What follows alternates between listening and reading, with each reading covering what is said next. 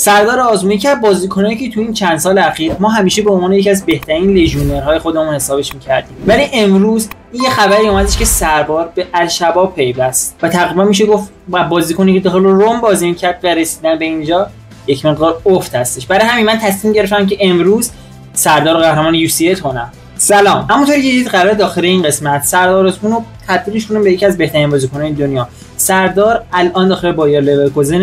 هدف اصلی ما اینه که سردار رو بتونیم قهرمان UCL بکنیمش. ببینیم آیا این اتفاق میفته یا نه. آقا من الان رسما شدم سرمربی بایر لورکوزن و بریم ببینیم اول از همه سردار حالش چطور هست. خیلی خب، سردار آزمون اوورال 78 هستش و ما ببینیم سردار چند سالش هست. اصلا سردار 27 سالشه. خب خیلی هم سنش بالا نیست، خوبه. ما میزنیم یه ذره سردار تمرین کنه تا آخر فصل بیام جلو ببینم سردار چی کار میکنه، اصلا آمار خوبی داره یا که نه. ولی قبل از اون میخوام یه کاری بکنم. برای اینکه سردار فیکس ما بشه، من آقای مهاجم فیکس ما رو، آقای پاتریکو، از تیم میندازم بیرون که سردار بشه فیکس تیم ما و تمام. سردار فیکس شد. بریم تا آخر فصل ببینیم آمار سردار چطوریه. خیلی خب آقا، بازیای فصل تموم شد، یه دونه بازی مونده. بذار اینم بزنیم. بازی فکر کنم جام، فینال جام هستش. ببینیم. باختیم داخل لیگ اول. اصلا ببینیم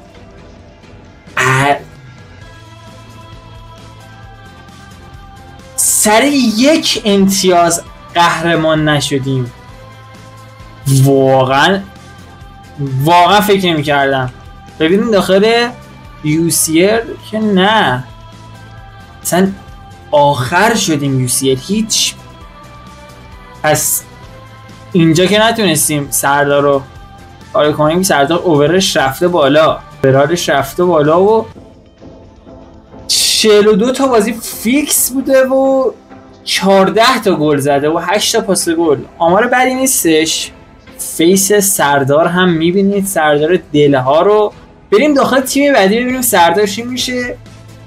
همین الان کامنت کن، حدس میزنیم تیم بعدیمون چیه. سورپرایز میشی، بهت قول میدم. و به ورود سردار آزمون به رئال مادرید. یعنی همین الان من زنگ بزنم به آقای سردار آزمون و بگم شما میری رئال، میگه جدی میفرمایید؟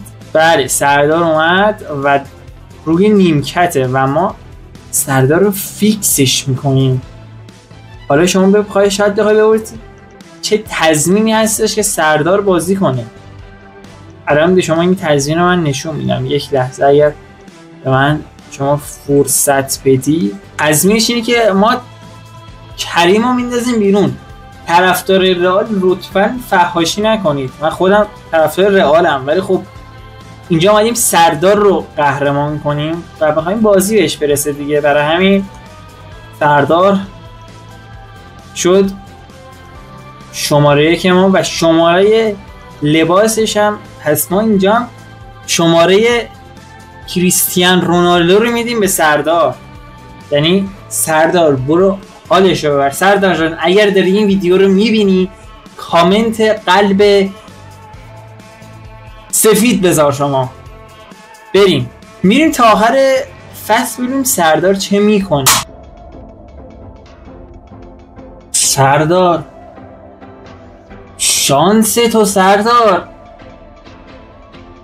تیمی که اوله، اصلا فکر کنم بار اولش داره میاد توی UCL، رفت از گروه بالا.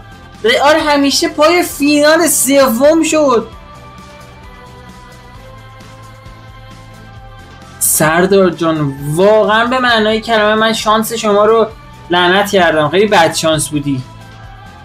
بریم آقا تا آخر فصل ببینیم چی کار میخوان اینا بکنن. خیلی خوب آقا، بازیای فصلمون تموم شد و داخل لیگ 4م شدیم و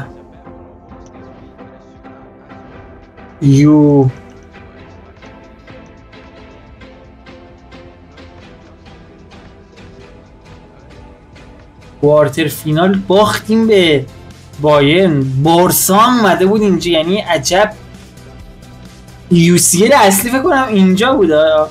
ولی خب آقا سردار داخل این تیم هم موفق نبود. بریم تیم بعدی چیکار میکنه. ولی قبل از اون بیا بریم ببینیم سردار داخل این فصلی که اینجا بود چه کرد. سردار جان 2 تا اوورال رفت بالا و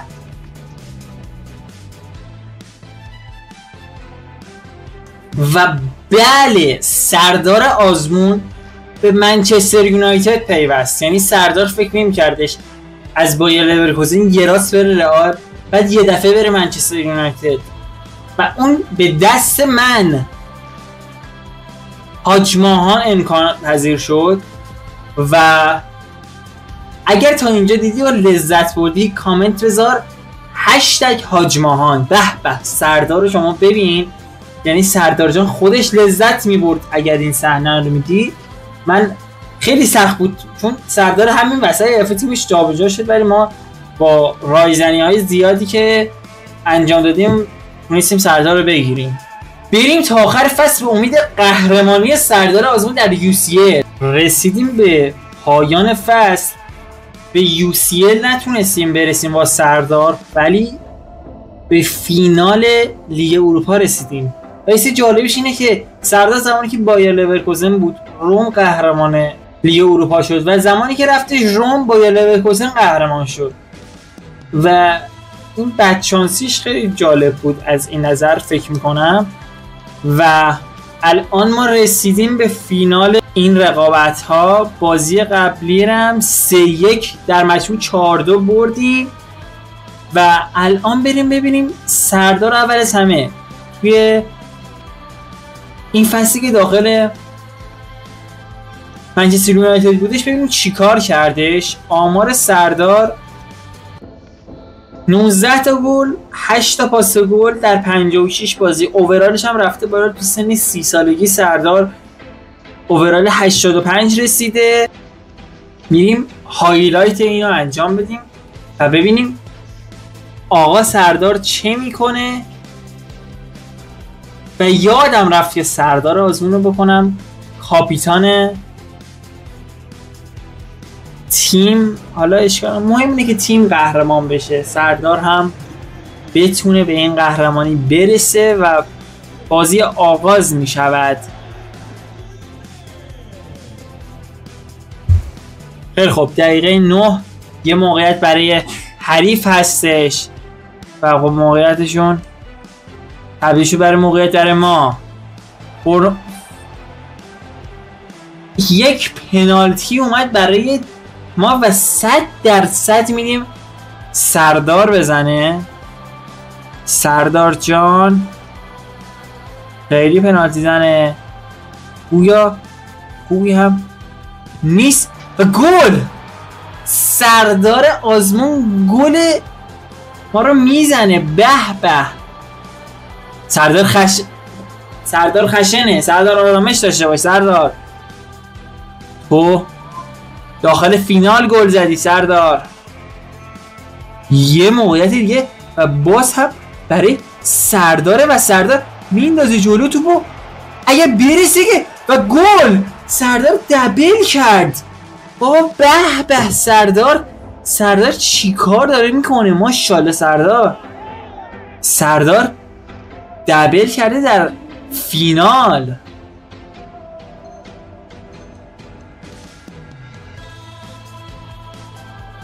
سردار دوست داره که هتریک بکنه داخل این بازی. ببینه آیا این اتفاق میفته یا نه. باز هم توپ دست سرداره. سردار آزمون یه موقع به هتریک. سردار آزمون هتریک میکنه در این بازی بسیار مهم داخل فینال. ماشاءالله سردارش ابروهای کمانی هم داره.